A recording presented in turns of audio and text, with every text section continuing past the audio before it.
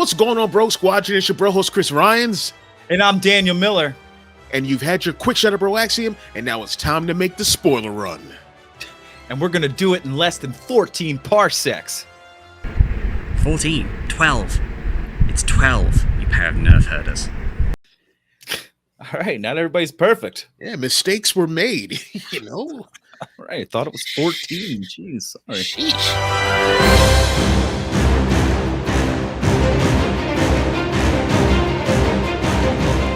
Man, oh man, Dan, what a week it has been for Star Wars comics. First, we had Star Wars 13, which was a prelude, another prelude for War of the Bounty Hunters. And then we had the High Republic number 5.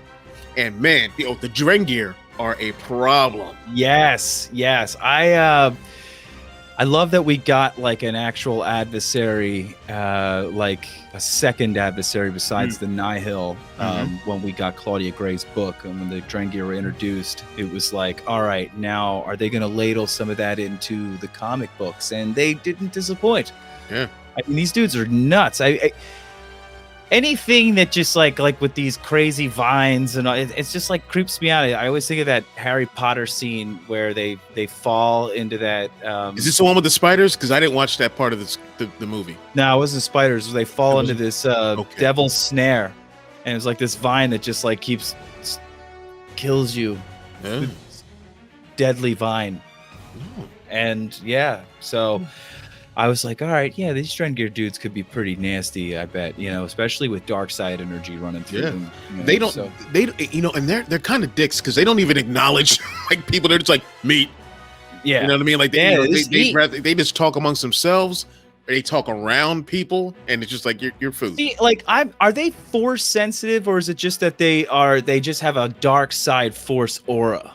I think it's a dark side force, or if anyone in the comments knows, if you want to correct us, and right. Go ahead. It's been tough to gauge that. They haven't really explored too much of their because when you hear about it in the book, like the Sith trapped them there at that station, at the Maxine station, and then when Comac Vitus, and what was his name? Orla Jareni, I think, is the other one, and then the kid from Into the Dark. I can't think of his name right off the top of my head. Yeah, I hate that one. I need to bring up that whole Connor would totally know right off the bat because I think he Connor loves Jedi. Yeah, I think he's like a Connor Jedi because he's like a smart historian kid. Like he's all about history and stuff. And instantly, I was like, this is just like Connor because Connor's a history major. I think major or whatever, but he's graduated from college for history. But well, all that history for Star Wars didn't really help them when we had that little competition. Yeah. On Rebel Roses podcast. Of course, none of us were prepared for that. But no, we were not prepared for that at all. But this High Republic series has been. I'm not gonna lie, I haven't been totally on top of it, but I read this issue and it's looking great. And I have homework for myself for the next week is to catch up since we started doing the spoiler run. Yeah. Since I've only been reading most of the comics I've been covering for our quick shot of Bro Axiom for everybody out there. I'm not going to lie to our freaking followers. Are you kidding me? Nah. But reading Star Wars 13, that was a treat because it was the first issue of a new, volume. And you didn't really need the previous issues to get what was going on. And man, I love Black Suit Luke. Love him. And you halfway got it. He's Black Shirt Luke right now, but in the beginning, he's all like pants. White sweats as he's doing his saber trainings. So awesome that part. Well, we'll get to that in just a second. So where did we leave off from our quick shot of Bro Axiom? Chris, you were the one who covered the preview for Star Wars 13. Well, where we were at was Luke and Chewie, R2 and 3PO, and Sagwa from Solo of Star Wars. Where I was like, that's dope. They brought him in. So good. That is so awesome. And he looks good. Yeah. So we leave off with them asking questions, asking around about this champion, Jango. I mean, come on. It's like Clark Kent You know that dude's Superman. He just painted his suit black. What? Yeah. So they're asking around, and I love it. And she, and the receptionist, you know what's cool? Look at that fan. She got a fan. You see it? It's hot in there, dude. It's hot. I expected to look like receptionist booths. Everyone, even in space. It just looks, like I have one of those.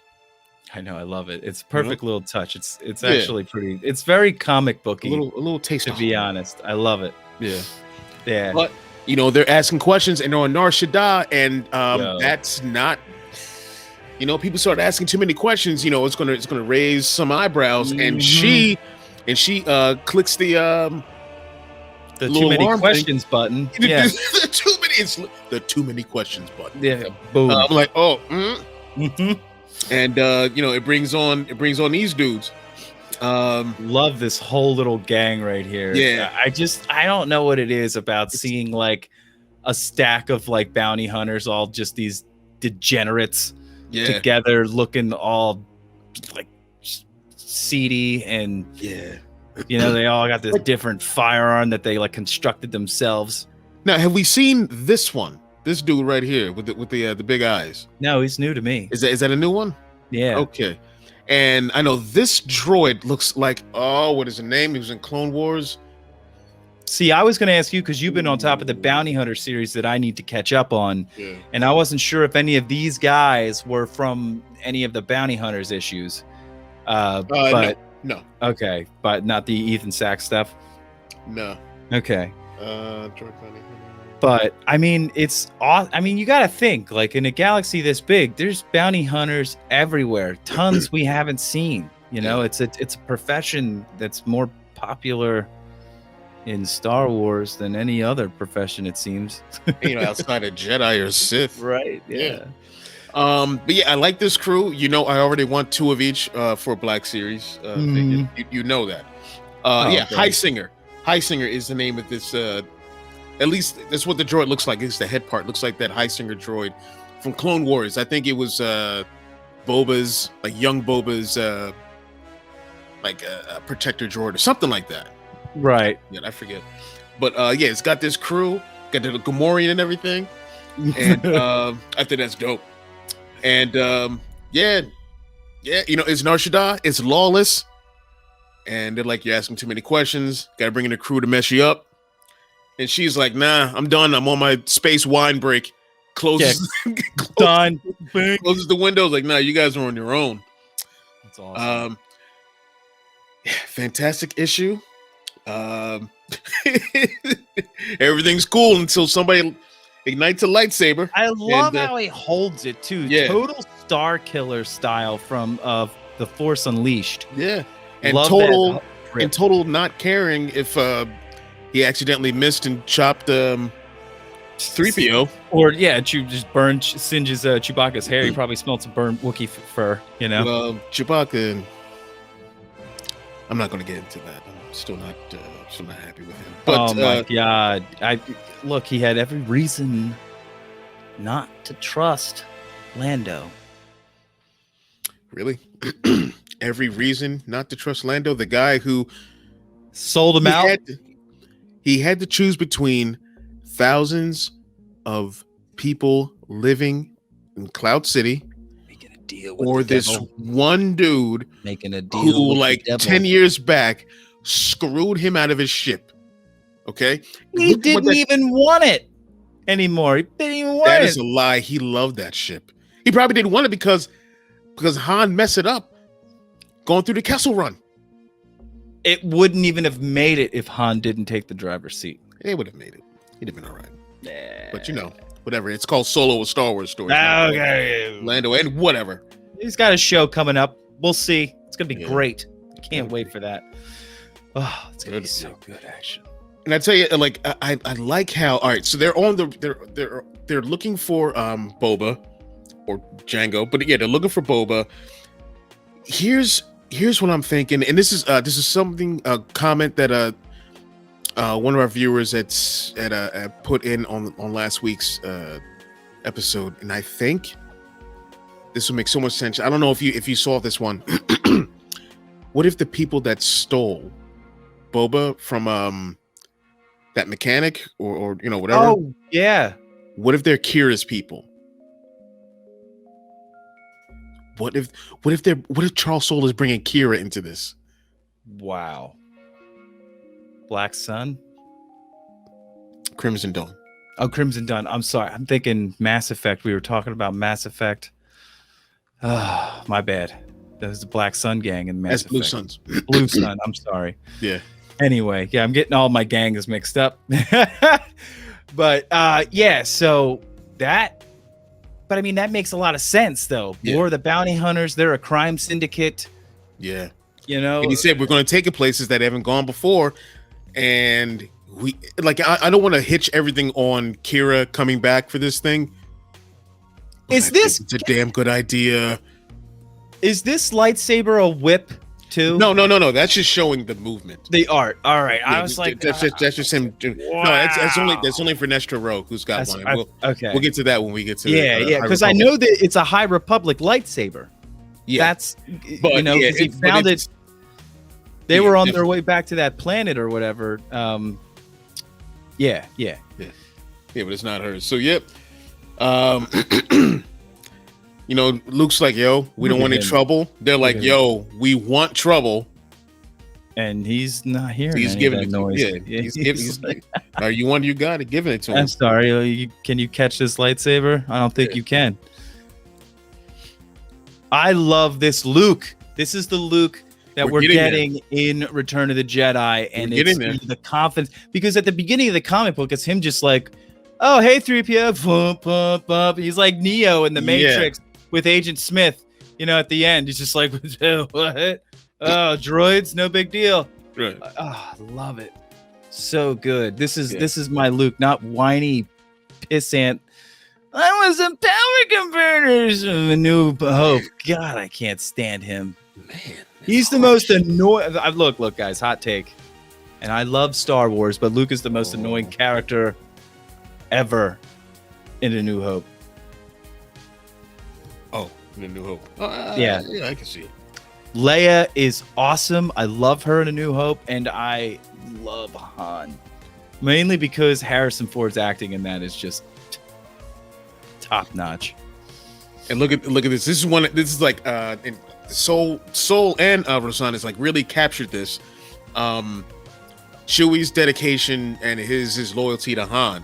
When Luke says, Chewie, we don't even know if it was Boba Fett. I think we might have to find another way to track him down. And he's like, son of a bitch. Yeah. And then starts just like, like that's like almost like when Han died. Yeah. Spoiler alert. He just went off. Yeah. Sorry, guys. Force Awakens. Yeah, when Han died, I mean, Chewie went off the rails. I mean, there's a bond between them two that's just unbreakable. And I love how we get to see that in every story about them two, or that those two are involved in. This was a really good comic. And it really is awesome how they are tying these together from the Alpha issue to this. This is the second Alpha issue. This isn't the second. This is called. I'm sorry, not F. I'm sorry, but it's another prelude. Yeah, it's the prelude issue. It's another prelude. Yeah, every book this month is a prelude. Right. Okay. So and then June is when it starts. But this is the timeline speaking. This is after the Alpha issue because Boba Fett has already won. Yeah, he's already won, and he's already had Han stolen from him. Yep. Yeah. So that's how the end of the last of the Alpha issue. Was Han was stolen. Yeah. So we'll see what happens next week with Bounty Hunters. Well, what does it end on? The ending page here. Let's just. Do you have the end page?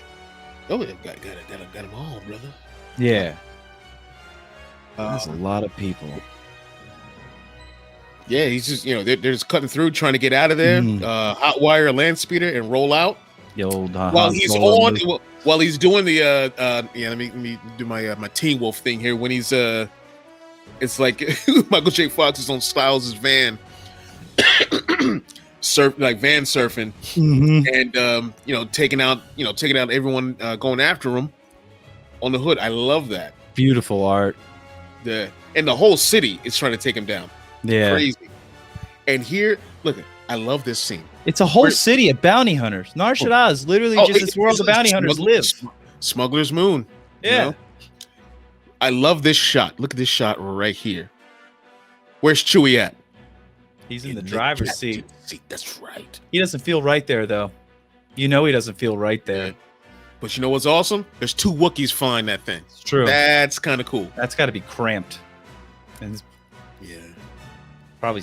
But like they could reach everything. There's like, there's no problem. They could reach everything. I wonder how clean Wookiees keep themselves. Like, do they like smell like Pantene Pro V all the time? I don't think so, because listen, in the Star Wars universe, if you remember how Lando kept that ship, and then the way we see it, not 10 years later, it's in A New Hope, it looks like gingivitis. Like that whole ship called gingivitis. Like a frat rented that thing for a few years. And it's funky in there. You know it stinks. Yeah. And Porgs made a home out of it. I mean, the Porgs were like, this is filthy enough to be considered outside where we can make a nest. Let's go to the last page. Last we lost him. It's fine. Call the Imperial garrison on Vandor. That's right. where they're going next. So now we've got the Imperial that's getting into the mix here. Mm-hmm. That's what I wanted to. That's all I was trying to like rekindle the memory there. That could take us into maybe something more with Commander Zara. Yeah. Or if this somehow leads into the Vader comic. You know. Yeah.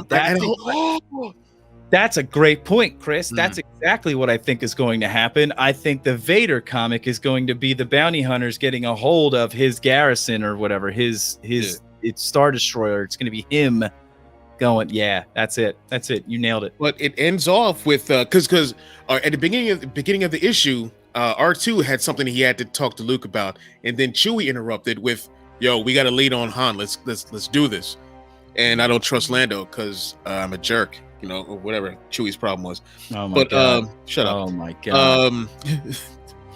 So now R2 gets a chance to talk to Luke about what's going on, and he's found some more Jedi outposts or locations for other Jedi artifacts, because that's, they're setting up Luke's post Return of the Jedi story as well. That's what I loved about that, when he had that pad of all the locations. R2 is just like, oh yeah, hey bro, remember that like I've never had my mind wiped?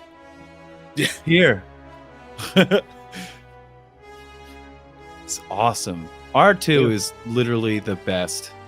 Now here's where we could get into if they do this, if there is a Kira v Leia kind of showdown of some kind, because oh my god, 3PO is saying, like, Sagwa says that Chewbacca wants you to join him in the cockpit, Master Luke.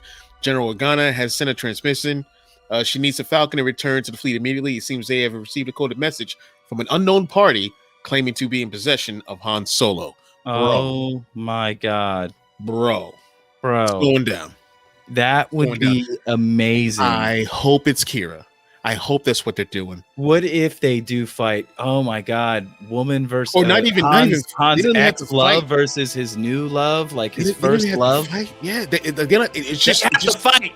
They don't have to fight, yes, but they do. I want to see that verbal confrontation between those two. Kira would kick what's that going to crap out of Leia. Yeah, Leia would lose hard on that. She might get away, like with her Jedi foresight. She might actually. It's all latent. You know what I mean? She can't control it right now. I don't know. It's all about survival when it comes to those powers. So yeah, but the power of Terraskasi, man. The Terraskasi, it's yeah, before she gets like force thrown across the room from some reflexive force push. Yeah, that's a possibility. My faith is all in Leia. Stop doubting my girl. I'm sorry. So yeah, it's going to be continued in Star Wars War of the Bounty Hunters #1, which is going to be presented by Matt and Sean of Blue Bantha Milko. I can't wait. It's going to be awesome. Yeah, those guys are great. They're going to do a great job. I love all of the guests that are coming on and doing their previews for us. Yeah. It's amazing. Hopefully, maybe we can ask them if they might want to, one or two of them might want to come on and do the spoiler run for that issue. Oh, that'd be dope. We'll have to see if we can get them. Absolutely. Yeah, even for 10 minutes, Yeah. That would be great if we can maybe get them on.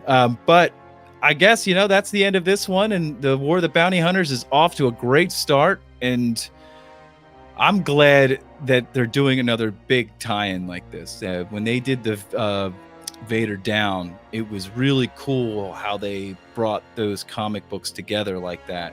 Mm-hmm. And this is way bigger scale. Oh, way bigger. This and they haven't done anything like that yet. This is War of the Bounty Hunters is the biggest Star Wars comic crossover, like bigger than the Vector one from the Dark Horse era, bigger than the Vader Down.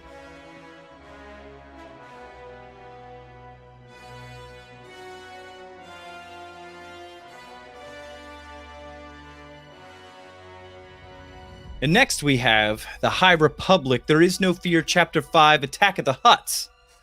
This is issue number 5 of the High Republic series, written by Kevin Scott and art by Ario Anindito. I mean, this one's been looking great. This series, we've got Master Skier, Eve Trennis. Yeah.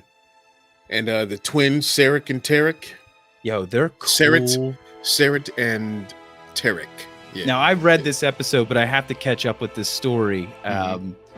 But a lot of the imagery in this was fantastic. Yeah. I love this Hutt, like warlord, gang boss. It kind of reminds me a little bit of Gracchus, where it's not just some like less buff Gracchus. Less buff, but like ready to throw down. Gracchus hit the space gym. Like he went to Space Golds and was like, "Yo, Zild, Gracchus the Hutt, Jabba no bata, they wanna wanga."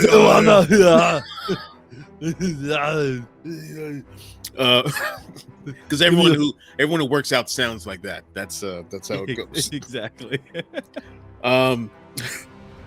But yeah, I thought this was a fantastic issue. Like, it really jumped into the action, whereas the other ones weren't like boring by any means, but it was a slow build up to where we're at right now.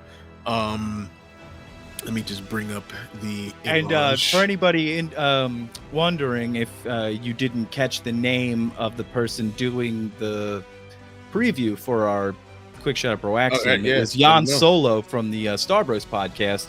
Unfortunately, he couldn't make it on tonight. We tried to bring on some of the guys and gals who will be doing our previews for our Quick Shots to help us do some of the spoiler run stuff, but Jan was unavailable.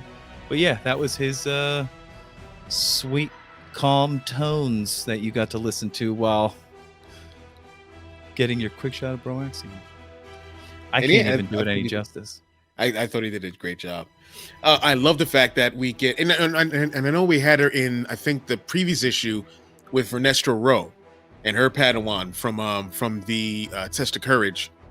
Yes, story. Emery is his name. Yeah. I love to get them in there, and I love that she's like, all right, it's time to break it out. So we get to see it in action, in comic action at least. Her lightsaber whip. Yeah, which is kind of like it's what was it? It was not so much forbidden. It was just something that was rarely done. It's tough to master. Yeah, I mean, from what I understood from the book, it takes a lot of skill to master that weapon because of the way I guess it moves. Yeah, I mean, yeah, you could slice up every thing. Whoops! Oh, there go my feet. Yeah, right. And then I fall over, screaming in pain. I love, by the way, these twins, these non-binary twins. Yeah. They're Tomax and Xamot. I mean, Perrick and Zarek. Yeah. Yeah, they move so fluid with each other. It's got to be awesome to have that type of connection with somebody, to be able to like not even think about the move they're going to be making because they're going to be making the right one. Yeah. Like they're in a total sync. I mean, exactly. And definitely them, having that force sensitivity and whatnot definitely helps with that. Right. And we get to see it right here. There's some teamwork going on right here. So I'm loving it. But if you watch that Quick Shot of Broaxium, which I hope you have before you even watching this, and make sure you listen to the Star Wars Splash Page podcast. Right. But if you watch the Quick Shot, one of the first panels is, I think it's Sareth getting stomped on by one of the Rancors, and that is supposed to be further in time. Hey. So like something crazy could be happening. Yeah. Hey. Yeah, man. Hasbro, could we get a Rancor, some background filler for my collection? Because I would love to sit one of my Jedi, maybe Ventress or somebody. I think it may be time, Dan, to do another rant on Black Series figures you want, because it worked. Because we got Ventress. Yeah, we got Ventress, so they were listening. They were definitely listening. But I would love a battle Rancor that's got all the gear on that looks like it's ready to. Like you want a High Republic era Rancor?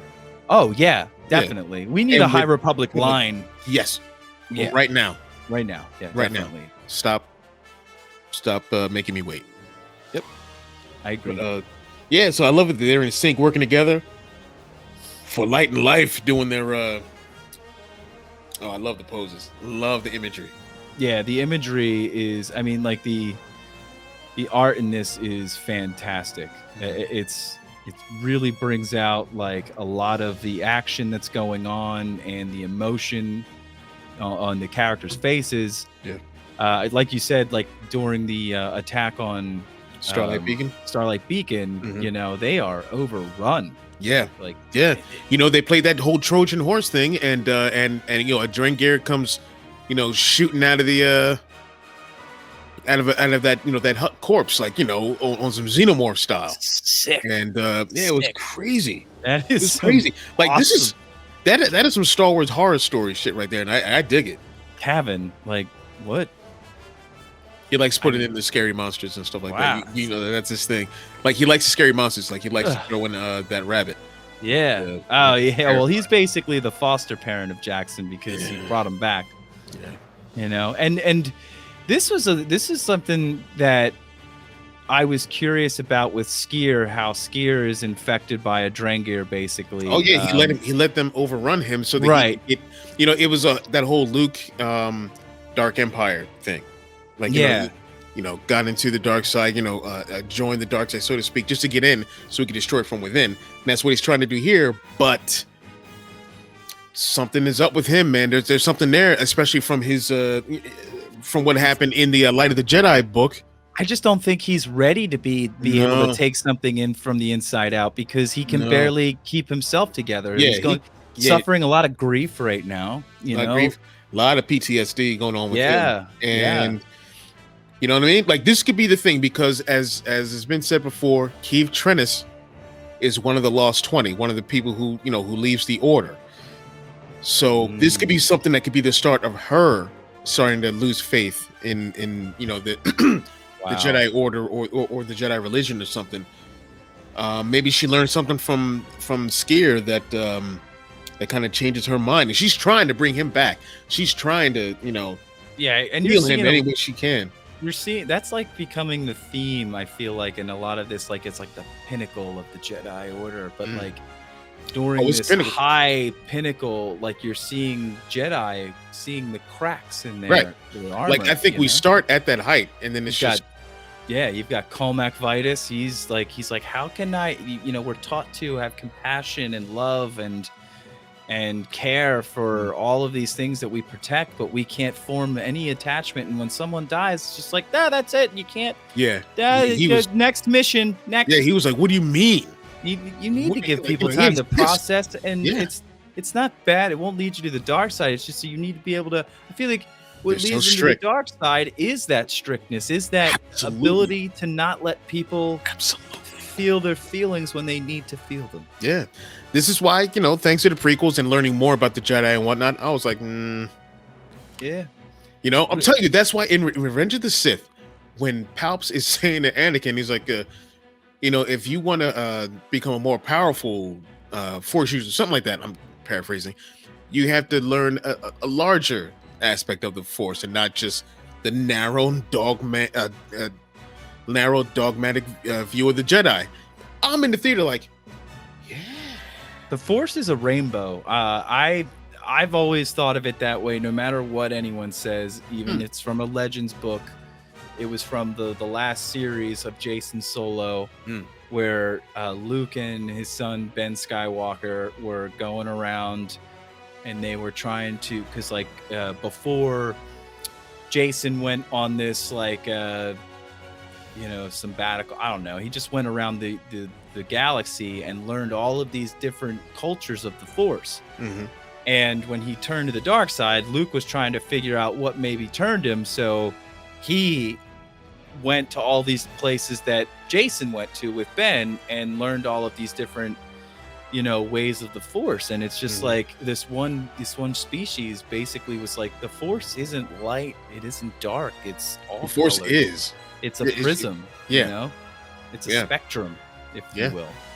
And and it's just that's definitely when you try to make something completely absolute one way or completely absolute the other way, it's not good.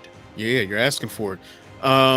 It's like if you hold on to something for so long and you hold on tight, and then that and somehow that grip is released, I'm telling you, it's look what happens when people some people the recoil is the recoil, like when they leave the order, sometimes things go bad, sometimes they go Sith, or just dark side. But I mean, with what we're seeing here with Sskeer, I think like my favorite scene, like my favorite panel is Keeve slicing the Drengir arm off. She figured that's going to do it. But that one thing is made after this. It's like you can cut it off at the in the middle of it and think you've got it, but the roots go it's all deep. In the heart. No, but it's the roots. The roots go deep. That seed, you're not killing that seed. I don't know how they're going to get rid of. This is definitely a battle that's going to have to be won from within, especially with Sskeer. But the Drengir at they are Starlight Beacon, like wow, how are they gonna? On both fronts, they're dealing with them, and like it's a terrible infestation. And I'm so like, I hope that they don't kill them off for good, and we could bring them back somehow in maybe like post 9, or maybe during that 30-year gap. Like maybe like during the Mando era and onwards. That would be dope to see. Yeah, it definitely will be. I've there's a lot of promise for this whole High Republic. Like, I'm so excited to get more books when they come out, and the fact that we're getting these comic books, because the books come out, you read the books, and then you're like, I want more. And the best thing about these comic books is it's almost like watching a TV series. You get an episode every week, and you have to wait for it, and all that anticipation builds up, and it's really that nice slow burn that's going to keep you occupied until you get more High Republic content, like a full-length book or whatnot. And they're coming. They're coming. And man, Sskeer is losing it, and that's so I feel so bad for Keeve, because like they're close, and she was just knighted and whatnot, and seeing her master go through this, and now we're seeing he's got this mastery over, at least over, I don't know, either they've got a mastery over him, or he's got a mastery over the Drengir plants. He's making blades out of this stuff now. It's crazy. Like it's like almost like Dirge or whatever. It kind of reminded me of Dirge a little bit from like a little bit of Dirge and Piccolo. Yes, definitely Piccolo. Feeling the Piccolo vibes. So it's crazy. Yeah, now she's got to fight her master a little bit. But here's one thing that I like. So this guy is a jerk. This guy has been like pretty much making these deals, like having the Hutts protect them, and they pretty much work to the bone to take care of things, and and like I think he knew about the Drengir that were down there, but he was like, well, he decided not to say anything about it. He's like, no, you guys keep working. People are going missing, and he knows, but he's like, yeah, I don't know what happened, you know, and they just keep it, and just like keep things moving and whatnot. And I like how like the inhabitants were very meek and sheepish a little bit, right, in the beginning of this story, and now I see they're gripping them up like they are pissed because this guy has. I lost my kid because of you. Yeah. You know, and like everybody, usually people like this, you know, they're always out for themselves, trying to skim something off the top. Yeah. Always ends up hurting the people, and you know, this is what you get, bro. This is what you get. And he was like, "Bye!" Yeah. Freaking warrior, freaking rancor, just like boom. Yeah, What's boom. up? Yeah, my son is dead because of you. Boom. Yeah. Oh yeah, that clock in the I'm face. back. Oh, I went ahead of you and was talking about the rancor busting through the freaking wall. Yeah, he's like, oh, space. Look at that rancor's eyes. You see that yeah. rancor's eyes? Oh yeah, he's he's lost it. He's not playing favorites. He just wants to destroy. But yeah, this issue was really good. It really, there was, man, just action from beginning to end. This whole interaction between master and former master and former apprentice. I feel like they're always their master. You know, they always pay their respects. But yeah, I get what you're saying. Now they have to fight, and it's heart wrenching. You know, she doesn't want to, and she doesn't know if it's really Skier or if it's the Drengir Skier. You know, Drenskier. Drenskier. Yeah, Cranial. More on that later. Yeah, more on that later. Yeah, but he says my connection to the Force is fading. You know, and this is something that's been a problem for him ever since the events of the Great Disaster. So this is it's crazy. Yeah, it's tough. It's crazy. It's tough seeing Skier go through this battle with himself. It's tough seeing her go through it as well. Yeah, definitely. And like I said, I just keep wondering if these are the things that lead her to being that, you know, part of that Lost 20, you know, all these Jedi who left the Order. So we'll see. And that jerk gets it. Ha ha. Yeah. Well done. And it's back to Starlight Beacon. They are kind of screwed right now. There's something going on that's just not it's just a little bit of a overrun. They might need a little roundup. Yeah. Where's the Jedi version of roundup? I need Elzar Mann to come back. I would love to see him jump in and figure out the Starlight Beacon problem. Yeah. He's got that outside thinking, you know, where he's like an outside thinker, where he tries all this crazy stuff with the Force. Mm-hmm. You know, it would just be really cool to see him jump into the scene and try something cool and eradicate them from the beacon. Now, I like this. Like, of course, Avar Kriss is the one to be like, yo, we need to work together. Right. We have to. Like, we're not going to win this. You're not going to win this alone. I'm not going to win this alone. We've got to work together. Yeah. And, you know, of course, the Hutt is like, I'm not working with y'all. And then she plays, like they reroute the comm links so she, you know, this Hutt, she can hear all of the pleas for help, like all around Hutt space everywhere. Yep. And like, oh, so my stuff and my people are being killed. All right, let's work together and take care of this. Because this thing is taking out the entire front. Like, it's spread like quick. Yeah, the enemy of my enemy is my friend. You know, simple and clear. And you're just like, as you go through these pages, you're just seeing like the same thing happening with Skier and Keeve. Yeah. I mean, these Drengir are insane. They are insane. Yeah. Look what they're doing to Skier. And she's like, he's like, kill me. Pretty much. Like, you know, got to. And the final panel, the final panel to end this comic book is heart-wrenching. Yeah. You've got, I don't even know if Skier's alive. You got green goo coming out of his nose and mouth, and well, you know, eyes are rolled back white. You know, I missed it. He wasn't saying kill me. He's saying he wants to send a signal through together Drengir, since he is attached. Like, he's a part of it. It's like a hive mind. Yeah, to let them know that these living beings are unclean. They're you know, they're rotting. You know, you shouldn't eat them. You shouldn't eat this meat. This is bad meat. Ah. And so and and this is another like kind of like force projection, so to speak, and this could kill him. It's possible, like it did to Luke. So yeah, that's what's happening here. When then like everyone, you know, they start to retreat and they're saying unclean, unclean, you know, and they start to push him back. So who knows if this is going to be the end of the Drengir, but it looks like might be the end of Skier. Looks like it might be the end of Skier.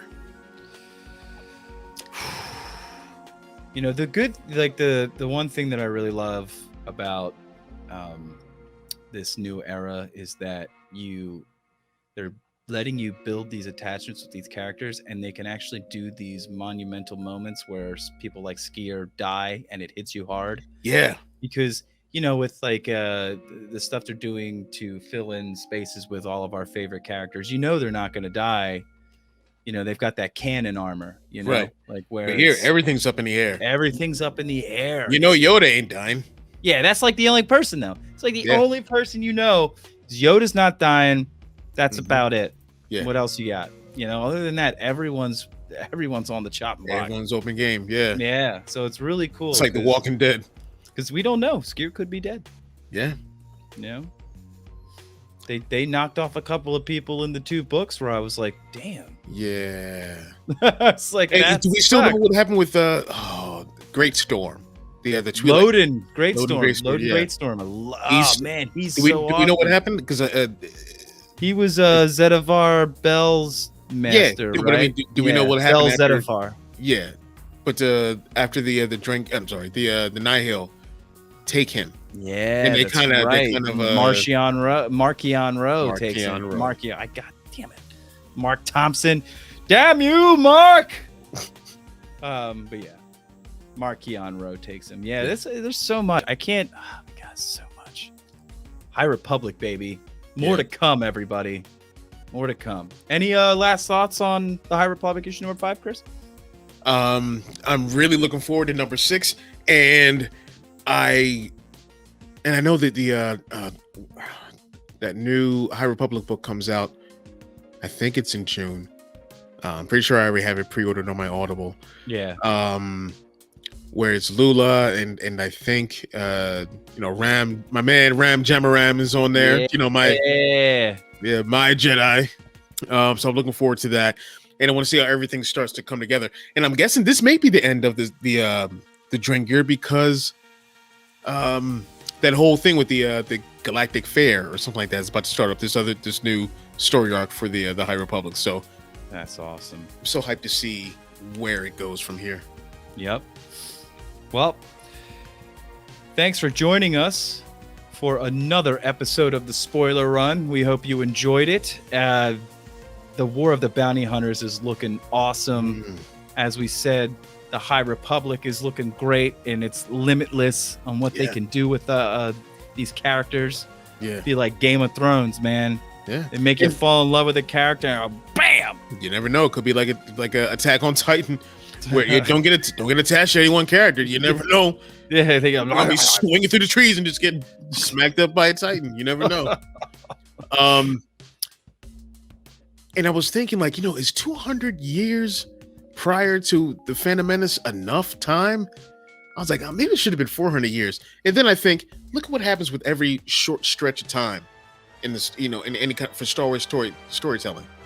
We have 20 years or 19 years between end of Clone Wars and the start of A New Hope. Look at how much we've gotten in between that. It just been 30 years. This is 30 years for Force Awakens. Like, I mean, there's so much. There's so much. We're fine. Yeah. So many Black Series figures could be made. God. My poor wallet. Yes. So, thanks again for joining us. Make sure to check out our Quick Shot of Broaxian. And make sure to check out our Patreon if you want to become a patron. We're working on our tiers. And right now there's no tiers. No tiers. No tiers, please. Also, we have merch. You can check out our Facebook page and our YouTube.